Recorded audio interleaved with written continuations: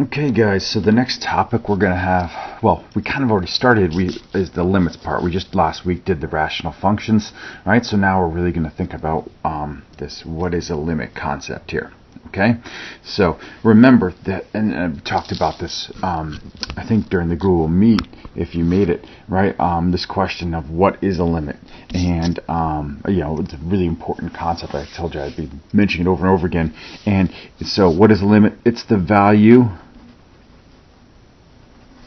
a function approaches as x approaches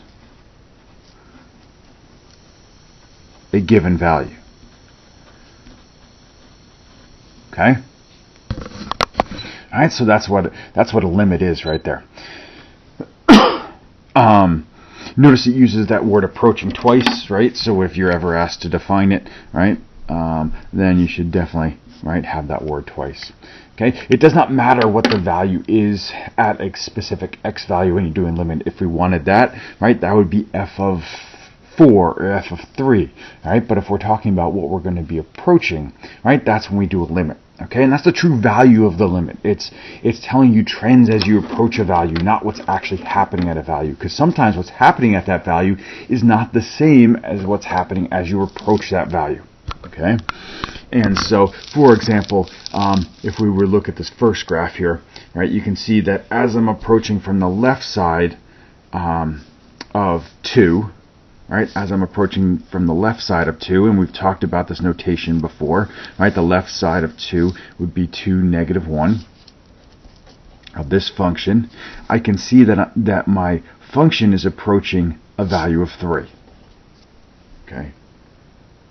And I can just look at the graph to do that. I don't have, we did some where we did table of values last time to help us figure that out. But if we have the graph, let's just use the graph, right? So that would be, this right here would be something like this, just to make sure we're being clear. And I think I talked about that last week, but you know, it's tough for this distance learning. Okay, I'll use a different color for the second one. Let's say I'm approaching 2 from the right side. Okay, and if you forgot what the plus and the minus mean, then just put a little note for yourself right here so you remember. Okay, so I'm approaching 2 from the right. That means I have values like 2.5, 2.4, 2.3, 2.2, 2.1, 2.01. Right, I'm getting closer and closer to 2, but from the right side of it. Okay, so I'm approaching from the right side. I'm approaching 1. Okay, this is a different answer than if I did f of 2. If I do f of 2, that just means take the, you know, what is the value at 2? The value at 2 is 5. So for this one, this piecewise function, we can really see, excuse me, we can really see that the value at the actual point, right, the actual value is not the same as what you're approaching from the two sides. And that really is happening because this function's not continuous here, right? This function is, you're picking up your pencil point for this. Okay, so we should put a little note here for ourselves that when a function is not continuous at an x value, you get different values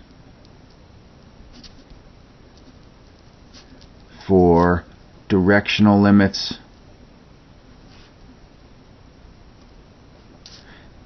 and evaluating at a point,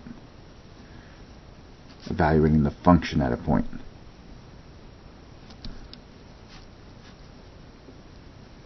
Okay. So if you need a second to copy that down, hit the pause button, all right, and finish copy. Okay. So what if I was doing a different? What if I look at this graph right here, right, and I'll do the same thing, right? The limit as x approaches 2 from the left of this, right, of this function. Make sure you have to have that f of x afterwards. Okay. All right. You must have that every single time. Right? The limit I'm approaching 2 from the left is 4. What am I approaching as I come from the left side of 2? All right, it's approaching that value of 4. What's the limit? Oh, let me do a different color. All right. What's the limit as I'm approaching x from the right side of 2? Well, if I'm from the right side of 2, it's coming up, and it looks like we're approaching a value of 1. Okay? All right. If I actually want to do the value at 2, the value at 2 would be 4. So you can see that the directional limit could equal the actual value for yourself, right, as we did it. Okay? Again, when I say directional limits, I'm talking about these limits that have a specific direction, as opposed to a general limit, and this would be a general limit. Okay, and add that terminology down if you're just not familiar with it, right? And you can always hit the pause button if I'm going too fast. Right? The general limit is not specifying a direction. It's just saying as I'm approaching 2. Okay, and if you think about it, this is kind of like if you had the table of values here, and you said from either side, what am I going to be approaching? So as I'm approaching from the right side, from the left side, I'm approaching 4. So from this side, I'm approaching 4. From this side, I'm approaching 2. Overall, what one value am I approaching? I'm not approaching one value. So this would be, it does not exist. Okay? And we write DNE for that. And if I asked you to explain it, right? So, which I'm going to always ask you, anytime you write DNE, you should explain it, right? Right? You just say the directional limits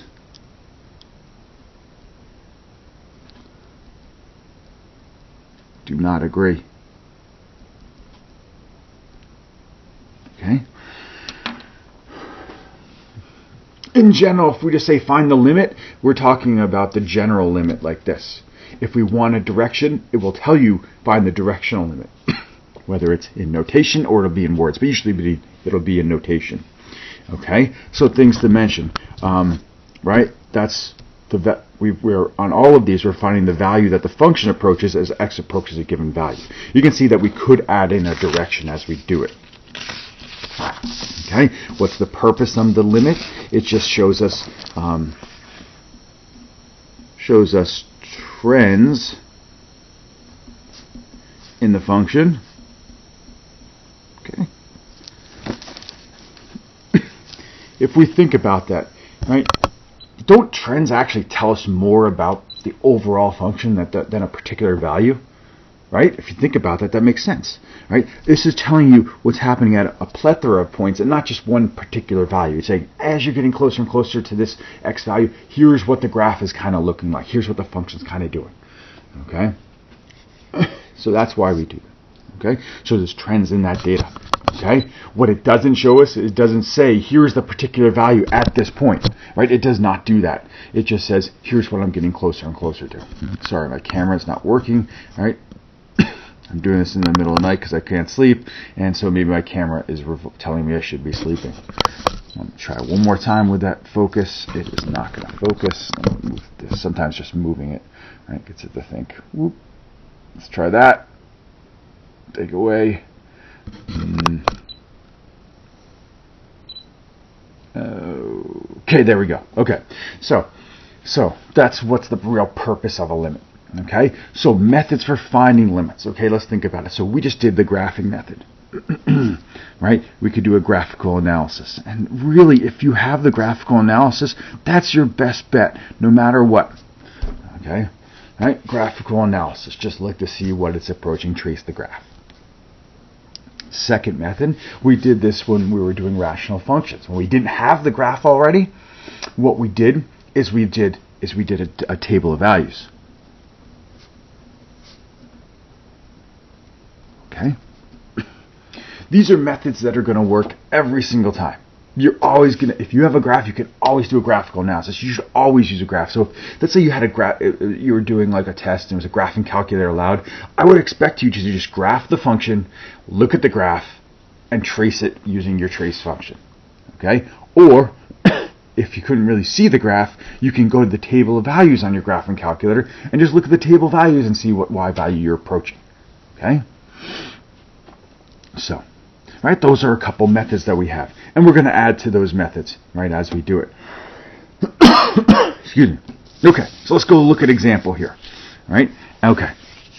you can see on this example that you don't necessarily, this looks like a lot like the graphs we just did last week, right? You can see that it doesn't have to approach a finite value. Limits can approach an infinite value, right? Just like we did last week. So as we're approaching infinity, as it's getting larger and larger and larger, what's the function doing? It's approaching 0. Okay? Does it actually hit 0? No, it doesn't. But limits don't care about that. They just say what value are you approaching or getting closer and closer to. So as we're doing this, the limit as x approaches negative infinity, we trace it out, and we can see that the y value we're getting closer and closer to is 0. Whether we hit it is unimportant for this type of problem. Okay. Let's see, the limit as we approach 3. So, okay, so we look at 3, 1, 2, 3. Here's 3. I'm going to put a little line there for myself. Okay, so what's the limit as I'm approaching 3 there? Excuse me. Well, as I look at it, as I'm approaching, I'm going to do the left and the right. I'm going to trace my graph. Right? There's the right. There's the left. If I look at it, it looks like I'm approaching the same value from both sides. Right? And it's approaching that value of 1. That's my best guess from the graph. I don't have the equation, right? So I can't actually plug the values in to be 100% certain. But really, that's what it looks like from the graph I have there. Okay, you can see in this case that if I had asked you what's the value of the function at 3, it would have the same answer of 1. Okay, so you could have the same value for the limit as the actual value. It's very possible. And actually, most of the times when you're doing it, it is going to be the same. The only time it's really not going to be the same is when you have something crazy happening. What I mean by crazy is something different, like this, where it's a discontinuity. You can see, in this case, because it jumped from one piece to the other, because there's a jump discontinuity here, that the limit that excuse me, the limit from the left and the right disagree, and the general limit did not exist. Okay, that the function's value equaled something different than the directional limits. Like all that craziness happened because the graph did something crazy there. But as I'm approaching 3, nothing crazy is happening. So that's why the actual value is equal to what you're approaching. Okay. Same thing happens as I approach 1. As I'm approaching 1, I'll put 1 right there. From the left and from the right. From the left and from the right. I'm approaching the same values there. They're from the left and from the right. They're both approaching -1, which is the same as the actual value there. So, you can see that the actual value can equal. And we'll put that down. That the actual value of the function at a point can equal the limit, and that's a big if nothing crazy is happening.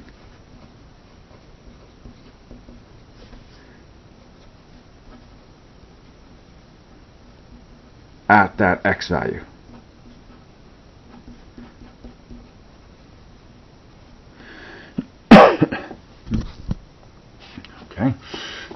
Okay.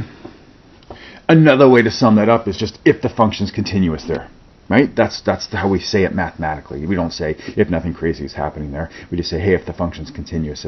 If you don't have to pick up your pencil point as you pass through that. Okay.